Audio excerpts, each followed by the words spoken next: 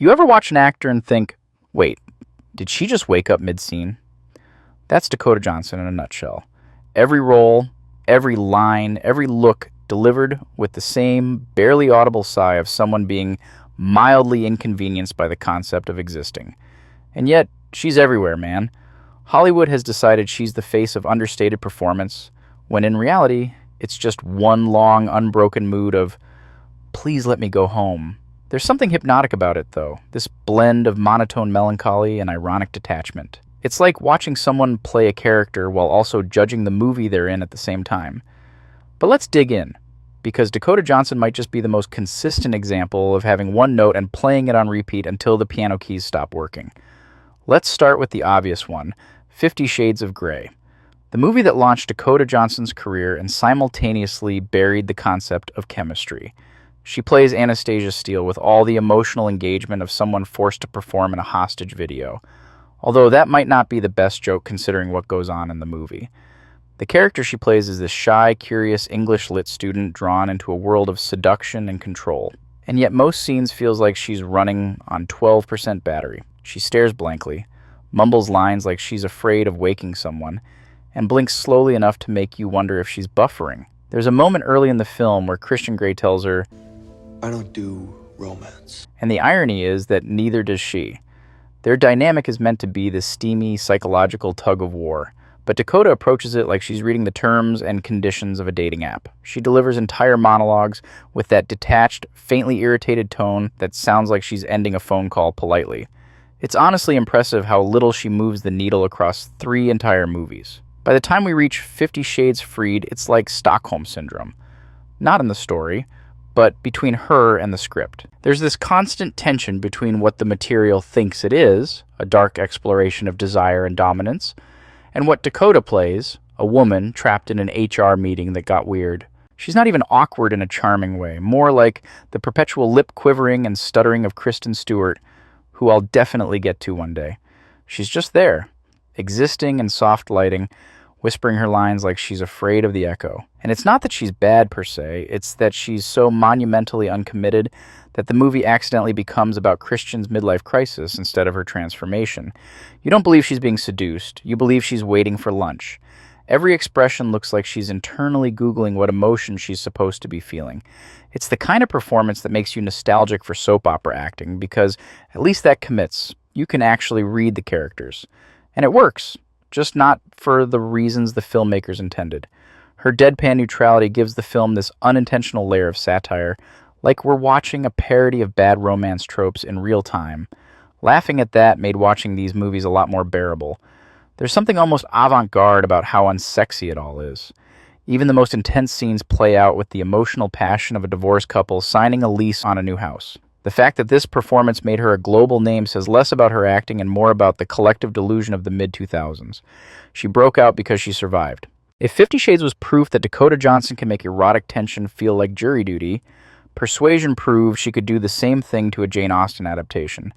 This is her redemption arc, stepping into the role of Anne Elliot, a heartbroken woman navigating lost love and social decorum.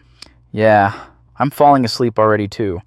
Instead of subtle melancholy and emotional nuance, Dakota plays her like she's auditioning for a Fleabag reboot set in 1815. Every smirk, every fourth wall break, every self-aware glance come across as a BuzzFeed TikTok about Regency-era girl problems. There's an emotional disconnect in every frame, and she's clearly reading her lines through a teleprompter that's slightly too far away. Anne Elliot is the kind of role that needs depth and internal dialogue. Dakota, however, delivers every line like she's narrating a sponsored ad for antidepressants. You know the part where they list all the side effects and it's like, may cause cancer or something, but it's in a voice so monotone you can't notice it? That right there. There's one scene where she drinks wine straight from the bottle and stares at the camera as if to say, relatable, right? And yes, I guess it is with me watching her filmography, but that's not Anne Elliot. She speaks in anachronistic slang. We're not friends, we're exes. Throws around self-deprecating quips, and treats heartbreak with the same enthusiasm as misplacing your AirPods. You can almost feel the film's desperate attempt to make her quirky instead of tragic. But Dakota doesn't have the range or precision to make that tonal pivot land. All emotions are played at the exact same level. Vaguely disinterested melancholy. She's just aggressively modern in a movie that wants to be timeless. It's like watching a TikToker perform Shakespeare. The words sound right, but the soul is missing. Her performance makes you realize how delicate period dramas are. They need texture, rhythm, and sincerity. Dakota approaches it like improv. She winks her way through heartbreak, deflates entire monologues with an ironic shrug, and somehow manages to make 19th century England feel like a coffee shop on Melrose Avenue. It's the cinematic equivalent of watching someone skim through a classic novel just to say they've read it. And the tragedy is, she could have proven everyone wrong here. She could have shown maturity and restraint, but nay, she must stay committed to being nonchalant. Dakota Johnson in Suspiria is what happens when an actress decides to graduate from erotic restraint to demonic enlightenment. She plays Susie Bannion, a soft-spoken girl from rural Ohio who walks into a Berlin dance academy like she's bringing corn-fed innocence to the altar of avant-garde suffering. The movie insists it's about dance, but it's really about women having breakdowns in slow motion while Tom York hums in despair. Dakota's dancing looks like witchcraft performed through severe posture. She moves like someone possessed by the ghost of Martha Graham and a migraine. Her expression never fully changes, but that's the point. She's the calm at the center of an artistic hurricane where Tilda Swinton plays three people, because why not? By the time Dakota ascends into a literal mother goddess of death, she's covered in blood, glowing like a menstruating deity, and staring through the camera as if she's daring you to interpret anything. Literally anything. It's horror disguised as performance art disguised as a 2-hour fashion film, and Dakota commands it with the energy of someone who's been told enlightenment hurts. She's the perfect blank vessel for a movie that takes witchcraft as seriously as ballet, and still manages to end with everyone exploding in slow motion. Dakota Johnson in The Lost Daughter feels like she wandered in from an entirely different movie and decided to stay out of boredom. She plays Nina, a young mother who looks like she's being haunted by her own reflection. Beautiful, restless, and about 30 seconds away from a breakdown she's too tired to have. The film treats her like a mirage. You don't really know if she's a person, a projection, or just Olivia Colman's unresolved trauma given eyeliner. Dakota walks through every scene with that dazed, half-drunk elegance she's mastered, like she's perpetually jet-lagged from switching between being an indie muse and a studio hostage. There's this strange tension every time she speaks. Her lines sound like confessions muttered in the mirror of a 4-star hotel bathroom. She flirts, she sulks, she disappears, and somehow the whole beach seems to orbit her anxiety. It's one of those performances where nothing happens, but you can feel something's constantly threatening to. A smile that turns into a plea, a question that feels like a trap. The movie uses her the way an art installation uses light, sparingly, ambiguously, but with just enough heat to make the audience uncomfortable. And honestly, she nails that energy. The quietly collapsing person who still looks like she's posing for a perfume ad called Melancholia by the Sea. Daddio is Dakota Johnson's attempt at stripped-down, minimalist acting, the kind of film where the camera sits too close, the dialogue sounds too rehearsed, and everything screams character study. It's just her and Sean Penn in a taxi, talking about life, love, and trauma for an hour and a half, but it feels longer than The Irishman. Dakota plays a young woman who's peeling back her layers through conversation, but the problem is that she never seems to have any layers to begin with. Her reactions land somewhere between politely engaged and mildly inconvenienced, like she's waiting for the Uber to end, but doesn't want to mess up her rating. There are moments when the film tries to get deep, when it pushes toward vulnerability, but Dakota's delivery is so tonally flat that the entire emotional arc turns into a monotone hum. She doesn't sink into the performance so much as hover above it, offering glances and sighs that feel like placeholders for better emotions. It's the kind of role that should have been raw and human, but Dakota turns it into a philosophical nap, making you wonder if the real Daddio was boredom all along. A bigger splash, on the other hand, is what happens when you throw Dakota Johnson into a sensual psychological European drama and tell her to be the chaotic young temptation. Only she doesn't bring the chaos, she brings the confusion. Surrounded by the likes of Tilda Swinton, Ralph Fiennes, and Matthias Schoenaerts, Dakota's presence feels like a Wi-Fi dropout in an otherwise stable connection. Her performance lands somewhere between awkwardly trying to flirt and accidentally wandered onto set. As per usual, every line is delivered with that signature detached air, which would almost work if the film didn't demand more heat, more danger, more anything. She plays the whole movie like she's jet-lagged and slightly irritated that someone made her go swimming. It's Dakota in her purest form, the anti-spark, the emotional ghost. It's like she wants me to make a video on her. Madam Web might genuinely be Dakota Johnson's magnum opus, not because it's good, but because it's the perfect storm of her cinematic energy. Bored, beautiful, and visibly regretting every second of being there. This is a bold, mysterious expansion of the Spider-Man universe that feels like a very long perfume commercial directed by someone who's never read a comic book. It doesn't help her that I fucking hate this movie. Dakota plays Cassandra Webb, a paramedic who suddenly gains clairvoyant powers after a near-death experience. Right off the bat, she doesn't give anyone who isn't used to her acting room to feel excited. The moment she says, "He was in the Amazon with my mom when she was researching spiders right before she died," you realize this might actually be her. That rare moment when an actor transcends the movie itself and enters the hall of meme immortality. It's a line reading so devoid of urgency, so committed to detachment, that it could only have been done by an actress whose superpower is resisting the emotional pull of every single thing around her.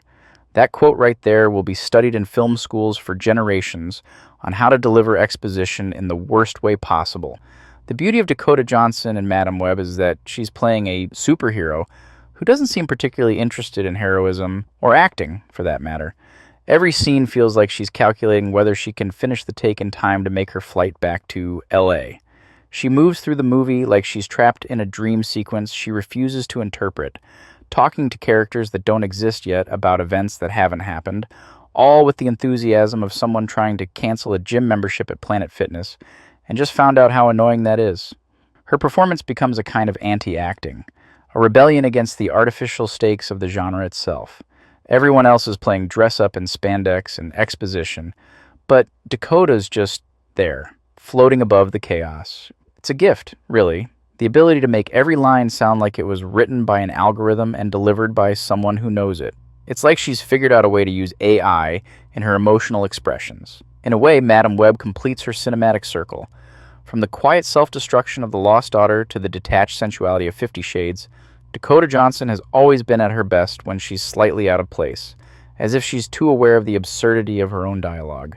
Madam Web is the logical conclusion of that, a movie that gives her nothing but absurd dialogue and asks her to make it matter. And she does. Not through conviction, but through sheer refusal. It's like watching an actress realize, in real time, that she's starring in a film destined to be dissected, ironically, and leaning into it because she's in on the joke now. When future historians talk about the decline of superhero cinema, they'll point to this film, and somewhere in that autopsy report, Dakota Johnson's name will be highlighted, not as the cause, but as the last beautiful symptom. I know some of you might have wanted to know what I thought of Materialists, haven't seen it, don't want to. Something about watching Dakota Johnson play a matchmaker for rich people just feels like emotional gentrification. And so, the case for Dakota Johnson's lack of range practically writes itself. She's carved out this strange little niche of being consistently fine. Never awful in an explosive way like Gal Gadot, just perpetually hovering at that baseline where emotion goes to die. All her roles, no matter how different, come filtered through the same sleepy cadence, the same detached half-smile, the same air of someone who just woke up from a nap they didn't mean to take and now they're grumpy for the rest of the day. Whether she's supposed to be seductive, terrified, introspective, or emotionally shattered, it all manifests as the same faint shrug of performance, a quiet sigh and a glance slightly off camera, like she's remembering her grocery list. Her quirks have become her curse. The mumbly delivery, the robotic flirtiness, that near-constant too-cool-to-care demeanor that makes even the most dramatic scenes feel like she's waiting for the director to yell cut so she can check her phone. It's a formula that works once, maybe twice. But Dakota's built an entire career out of making everything feel like an acting workshop that ended early. And I'll be honest, I'm usually hesitant to do these actresses. The rom-com drama purgatory of bad acting is one of cinema's most painful stretches to sit through.